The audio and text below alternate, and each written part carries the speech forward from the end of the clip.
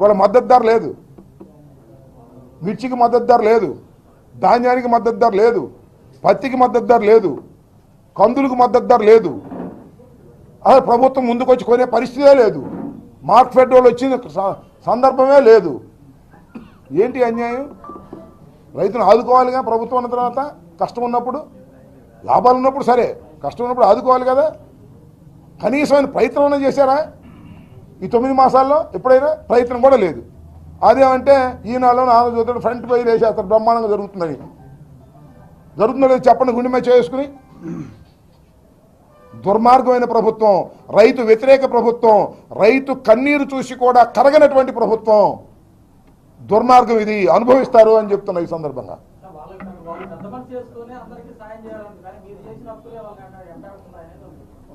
మాకు అప్పులు లేకుండా మాకు బాగా డబ్బులు ఖజానా ఇచ్చి వెళ్ళాడు చంద్రబాబు నాయుడు 2014లో. పద్యానికి మీరు అప్పులు చేశారు అంటాడు. ఆయన అప్పులు చేయకుండా ఇచ్చేళ్ళాడు. మాకు చెప్పండి, నాకు అర్థం కాలా. మీరు అందరూ తెలుసు కదా. మీరు 2019లో మేము అధికారంలోకి వచ్చాక అప్పులు లేకుండా ఇచ్చి ఖజానా మొత్తం కట్టలు కట్టి మాకు ఇచ్చేళ్ళండి బీరువాలో. ఎందుకు మాట సిగ్గుచారం లేకుండా చంద్రబాబు నాయుడు గారికి? పాపం ఆయనకి వయసు వచ్చింది కానీ సిగ్గు రాలే, ఇంకా ఇష్టం వచ్చి మాట్లాడుతున్నాడు. జగన్మోహన్ రెడ్డి గారు అప్పులు చేశామంటే అందువల్ల ఏం చేయలేకపోతున్నాడంట. ఎన్నికలకు ముందే నన్ను ఎన్నుకోండి, అది చేసేస్తా ఇది చేసేస్తా చూసుకోండి అన్నాడు. సంపద సృష్టించేస్తా అన్నాడు. ఏమైనా సృష్టించవా బాబు అని ఎవరిని అడిగితే చెవులో చెప్పమంటున్నాడు. ఎట్లా సృష్టించాలి తెలియదంట. మరి ఎన్నికల ముందేమో బ్రహ్మాండంగా తెలుసు సంపద ఎలా తెలియట్లా. అదే స్వామి చెబుతారే అక్కడ తీరిన తర్వాత ఎన్నికలకు ముందేమో అన్నీ నేను చేస్తా అన్నాడు. ఎన్నికల తర్వాత ఏమో చెవులో చెప్పండి, నెత్తి మీద చెప్పండి, ముక్కులో చెప్పండి. ఈ మాటల సంపద సృష్టించమను. సో ఇవన్నీ ప్రజలకు అర్థమైపోయాయి.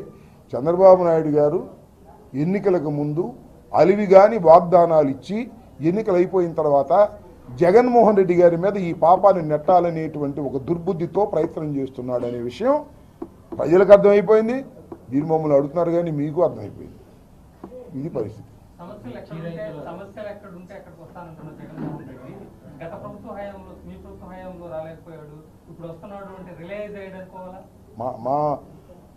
నువ్వు భలేవాడు స్వామి.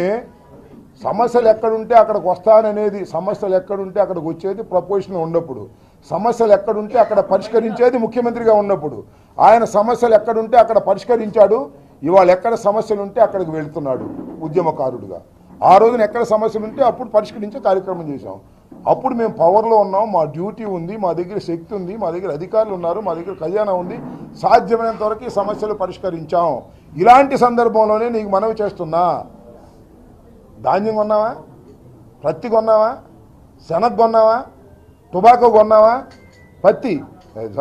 పొగాకు రైతులకు నష్టం అయితే కొన్నాం. 100 కోట్ల నష్టం వచ్చింది ప్రభుత్వానికి. అయినా పొగాకు రైతుకు నష్టం జరగకూడదని భావించినటువంటి వ్యక్తి జగన్మోహన్ రెడ్డి గారు. ఇవాళ కొండే చంద్రబాబు నాయుడు గారు కొండేమని అడుగుతున్నా. గిట్టుబాటు ధరించి మిర్చి కొనరే, గిట్టుబాటు ధరించి ధాన్యం కొనరే. జగన్మోహన్ రెడ్డి గారు చేసిన పని నువ్వు ఒక్కటి చేయవే. అది ఎక్కడ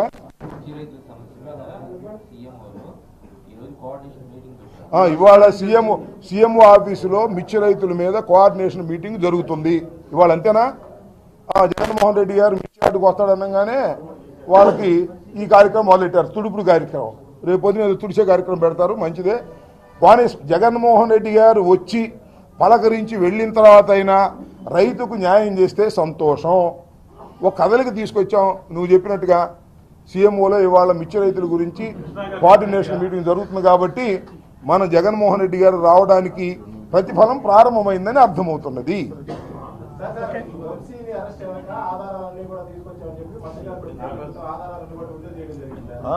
ఏంటి పర్లేదు ఉన్నాయి ఏంటండి?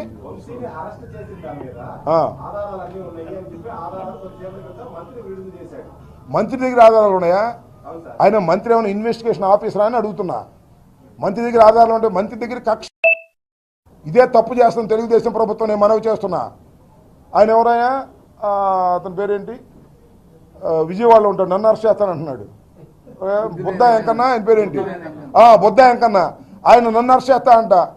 మరి ఆయన పేరేంటి, వెల్లంపల్లి శ్రీనివాస్ని అరెస్ట్ చేస్తాడంట. ఆయన ఎవరండి అరెస్ట్ చేయడానికి? నాకు అర్థం కాలేదు. ఆయన ఏమన్నా పోలీస్ ఆఫీసరా? మంత్రి ఏంటి సాక్ష్యాలు రిలీజ్ చేయటం ఏంటి? ఎస్పీని రిలీజ్ చేయమనండి, లేదా డిఐజీని రిలీజ్ చేయమనండి. ఇవన్నీ అడ్డగోలుగా వ్యవహారాలు జరుగుతున్నాయి. అర్థం కావట్లేదా నాగరాజు నీకు? మంత్రులు రిలీజ్ చేయటువంటి సాక్ష్యాధారాలు అది ఓకే.